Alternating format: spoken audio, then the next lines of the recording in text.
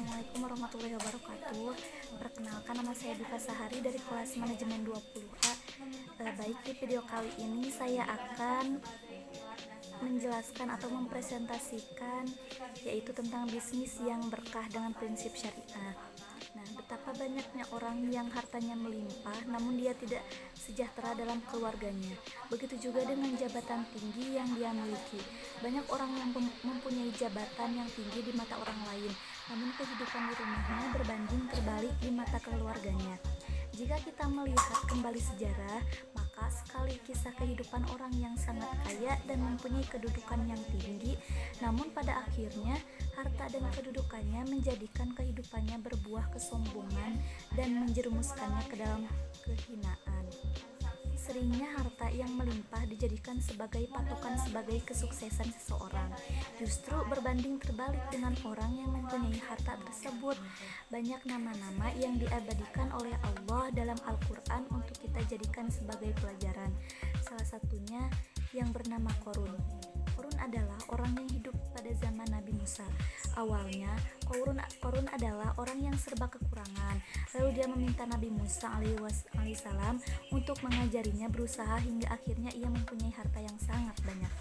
Sampai-sampai kunci gudang harta yang dimiliki Qorun tidak bisa dibawa manusia dan harus dibantu oleh hewan. Akan tetapi pada akhir kehidupannya, Qorun menjadi orang yang terhina ketika Allah menenggelamkan harta dan kekayaannya ke dalam tanah. Begitu juga dengan Fir'aun. Disebutkan dalam sejarah bahwa Fir'aun adalah seorang penguasa yang kerajaannya menguasai separuh dunia ini. Dan dengan kekuasaannya yang sangat luas, maka Fir'aun pun menjadi orang yang sombong, bahkan mengaku sebagai Tuhan. Namun apa yang terjadi pada akhir kehidupannya? Ia dan bala tentaranya ditenggelamkan oleh Allah di Laut Merah. Berbisnis dan berusaha merupakan ikhtiar bagi kita untuk meraih ridho Allah. Bisnis pada hakikatnya melakukan usaha atau bekerja untuk memenuhi kehidupan kita dan keluarga agar mendapatkan kehidupan yang lebih sejahtera. Dalam artian yang lebih luas, melakukan kegiatan bisnis adalah aktivitas usaha yang berdampak pada hasil, baik itu rugi maupun untung. Pada zaman ini, persaingan bisnis dan usaha merupakan fenomena yang tidak asing bagi kita. Islam mengajarkan kepada kita untuk berbisnis sesuai dengan kemampuan dan keahlian yang kita miliki. Kemampuan berbisnis di sini adalah bagaimana cara kita melakukan aktivitas bisnis tersebut sesuai dengan etika dan aturan yang tidak berbenturan dengan norma agama. Banyak hal yang dapat kita lakukan untuk menjadi orang yang mampu berbisnis. Salah satunya adalah belajar sejarah kesuksesan Rasulullah pada para sahabat dalam berbisnis dan berdagang. Begitupun juga dengan keahlian. Keahlian seseorang akan didapatkan jika orang tersebut tekun dan istiqomah dalam bidang usaha yang ia jalankan. Bukankah kita sering mendengar pepatah yang menyatakan bahwa rajin pangkal pandai?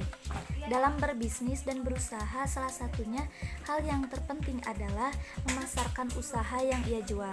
Sebaik apapun produk yang kita miliki, maka jika tidak kita pasarkan dengan baik, maka hal ini akan menjadi sia-sia. Pentingnya memasarkan produk dalam menjalankan bisnis adalah untuk menarik para konsumen agar dapat menikmati dan merasakan hasil dan usaha yang kita dilakukan. Untuk memulai usaha yang berkah, maka diawali dengan niat yang ikhlas lillahi ta'ala dan hanya mengharap ridhonya. Selanjutnya adalah membuat produk yang berorientasi pada kemaslahatan atau kemanfaatan. Prinsip berikutnya adalah menjual dengan harga yang adil dan tidak zalim.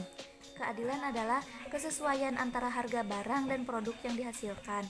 Jika kita menjual barang dengan harga yang adil, maka produk yang kita jual akan membawa kita pada kebaikan dan tidak menzalimi orang lain.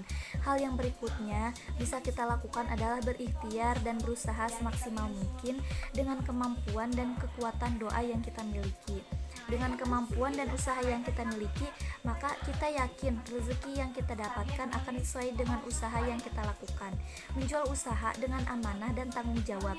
Sebagai kita dapat melihat bagaimana orang yang melakukan usaha bisnis dengan amanah dan tanggung jawab, maka ia akan mendapatkan hasil yang maksimal dari usahanya.